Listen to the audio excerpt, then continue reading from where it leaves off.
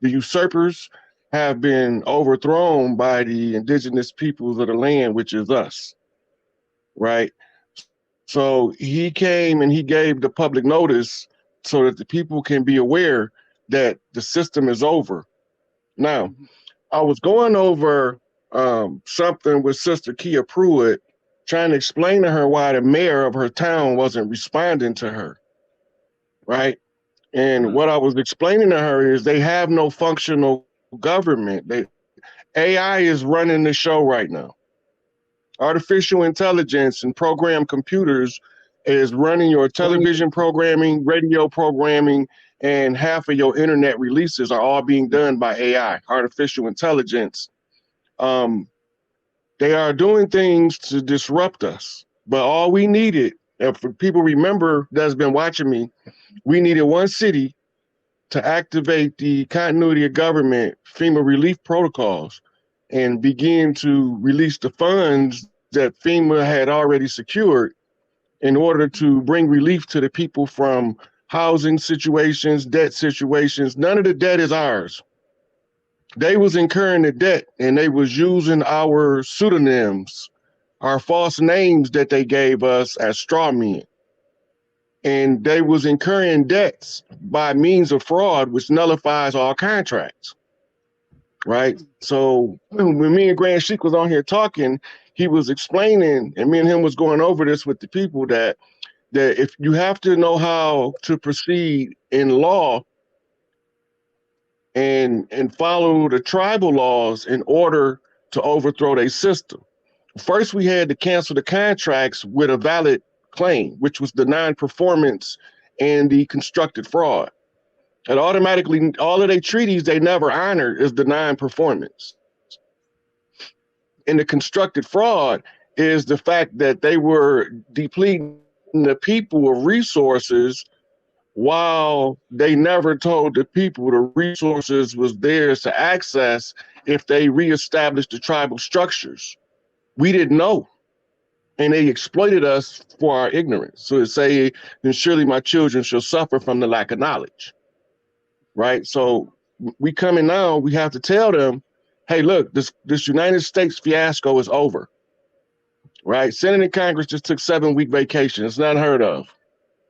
They took a 7-week vacation, and there's a housing bill that was put before them.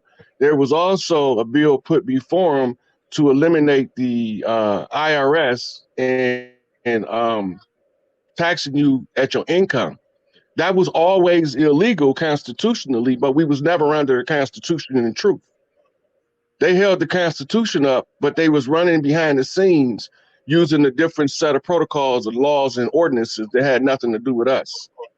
Because they had nothing to do with us, none of us even thought that it needed to be investigated because we didn't know what was going on. So now we canceled the contracts that came to an end July the 4th, 2019. July the 6th, I exercised the blood right to the land to restore the organic people back to the ownership of the land. Right. So a lot of people might be thinking of saying I did this for me. I didn't do it for me because it would never work. But I can do it on behalf of all of us. I can use my blood ties to the land to reclaim the land on behalf of all of us. But we have to learn. Remember, Noble Drew Ali said, I'm going to leave these people in power long enough for y'all to learn how to run the government. Right. That's one of the most infamous quotes of Noble Drew Ali. Right. So we know how to run the government now, but we don't know we need to take charge and reform governments at the city level. The cities were our villages. And let me ask you something, Rod. In the past, I'm learning that we were in many instances at one point running what we would call government today. We were. The question I have is, what happened? It almost seemed like we went backwards. So what happened to shift the power? Okay, so first we know the American Revolution, right? Revolutionary War, the Boston Tea Party, all of the stuff they told us. George Washington in the founding of the Constitution in 1864, right? We're familiar with all of that, right? Mm-hmm. What they're not telling you is that the corporation was set up like the Halliburton was in Afghanistan. Now, if you go back to the Iraqi war, because this is our most recent frame of reference, where the cookie cutter cut the same cookie, just in a different part of the world. So let's say Halliburton, who was Dick Cheney's company, who sat on the board of, who got all of the contracts to rebuild Iraq and Afghanistan. Now, while they got these contracts to rebuild the land for the people, they just took over. That's what happened to us. So because we thought they were legitimate, right? Most people don't know all police charters tie into the United Nations as a UN peacekeeping force.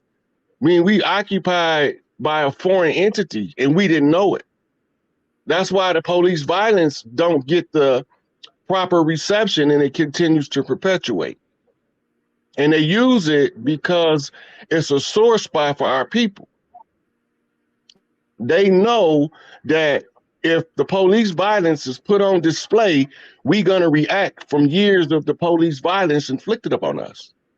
They trying to make us react now because they don't want us to know that their corporate game is all over and done with, right? So we needed one city to institute tribal jurisdiction in one city. And now, I don't know if the city people are aware of it because you have to set up a new city council, but they seize the city on the behalf of the matriarchy, make a public notice, and then they activate FEMA. The first city so far to do it is a town of Sun Village in California.